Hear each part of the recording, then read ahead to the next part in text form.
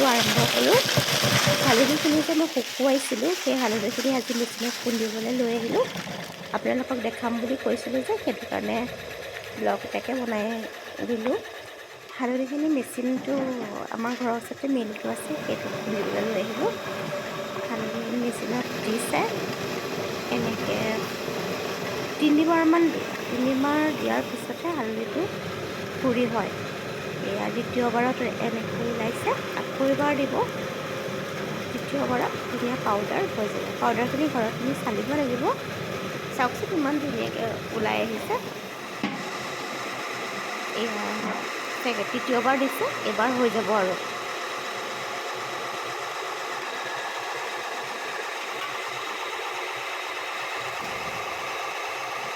আমাৰ ঘৰৰ ওচৰতে মিলটো আছে। এয়া মই আপোনালোকক চাইনবৰ্ডখন দেখাই দিছোঁ। যোৰহাট বৰিগাঁও হাজৰিগুৰিত নিমাতী ৰোডত আছে।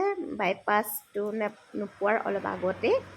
আপোনালোকৰ প্ৰয়োজন হ'লে ইয়াত খুন্দিবহি পাৰিব, পিঠাগুড়ি খুন্দিব পাৰিব। এয়া ঘৰত আহি চলাটো দেখাবলৈ নহ'লে, মই নাছিলোঁ, মায়ে চেলি মেলি ৰেডি কৰি থ'লে। এয়া চাওকচোন ইমান ধুনীয়া হালধি গুড়ি ওলাইছে। প্ৰায় 1.5 কেজিমান ওলাইছে। আপোনালোকক দেখাম বুলি কৈছিলোঁ, দেখালোঁ।